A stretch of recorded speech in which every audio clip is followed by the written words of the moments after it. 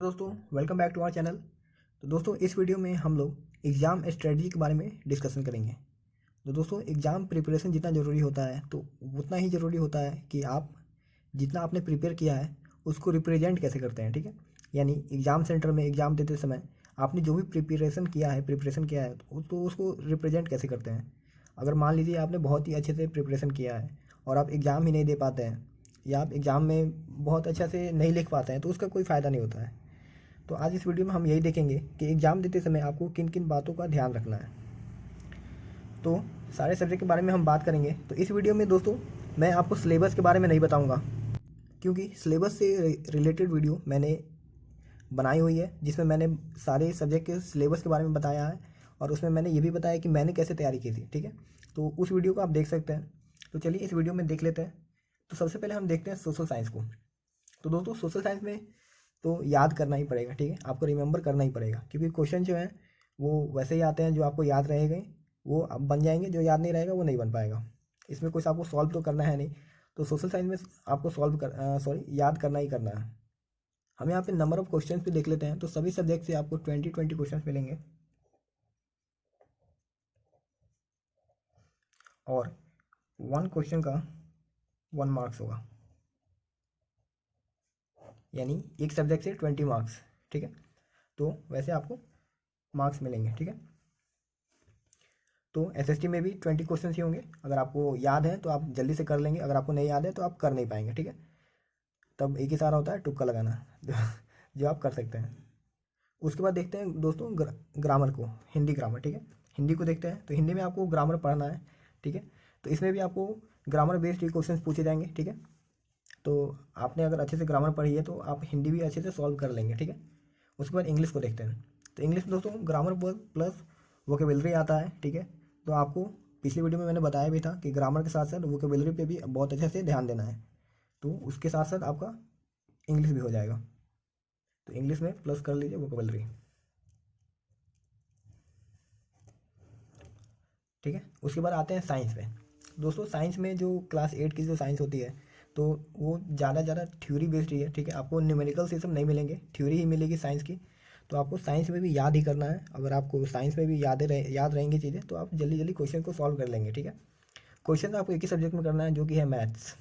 ठीक है, तो दोस्तों यहाँ पे मैथ्स में आपको थ्योरी के साथ साथ क्वेश्चन भी करना है और इसमें भी आपको 20 क्वेश्चन से मिलेंगे।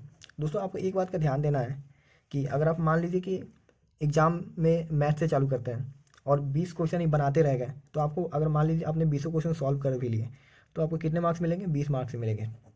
अगर आप उतने टाइम में ये अगर 80 क्वेश्चन अगर सॉल्व कर लेते हैं तो आपको 80 मार्क्स मिल जाएंगे। तो यानी एक क्वेश्चन पे आपको अटके नहीं रहना है। अगर नहीं बनता है तो उसे आप छोड़ दीजिए, आगे बढ़िए। आगे इसलिए बढ़ जाना है क्योंकि एग्ज़ाम का जो टाइम है वो लिमिटेड है। 2 आवर्स का एग्ज़ाम होता है आपका। ठीक है, और 2 आवर्स में ही आपको सारे क्वेश्चन कर लेना है। तो अगर आप उसमें अगर मैथ में अगर ज़्यादा टाइम लगा देते हैं, क्योंकि बहुत से बच्चों का इसी में लग जाता है क्योंकि मैथ में क्वेश्चन को सॉल्व करना है, बाकी सब में तो थ्योरी बेस्ड है, याद रहेगा तो लगेगा, नहीं तो नहीं लगेगा। तो कितने बच्चे होते हैं जो मैथ सॉल्व करते रह जाते हैं, बाकी सब उनका साइंस हो गया, इंग्लिश हो गया, मैथ हो गया, सोशल साइंस हो गया, ये सब छूट जाता है। तो ये ना छूटे इसके लिए आपको, अगर मैथ में अगर क्वेश्चन नहीं बनते हैं तो एक क्वेश्चन पे स्टिक नहीं होना है, आपको उस पर अटकना नहीं है।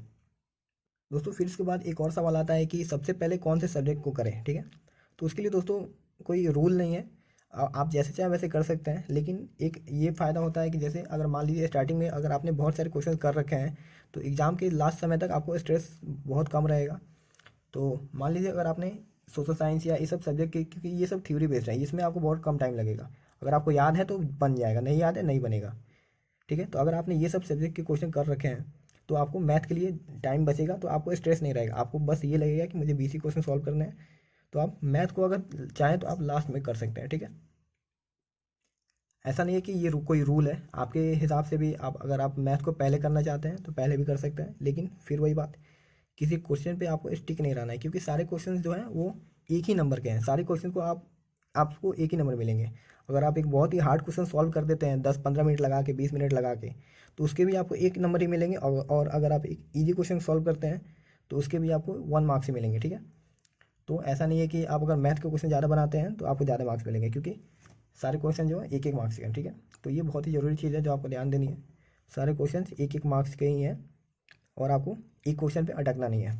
जो कि बहुत ज़रूरी है। मेरे साथ ये हो चुका है दोस्तों, इसलिए मैं इस पे इतना फोर्स दे रहा हूँ इस बात पे कि आपको किसी क्वेश्चन पे अटकना नहीं है।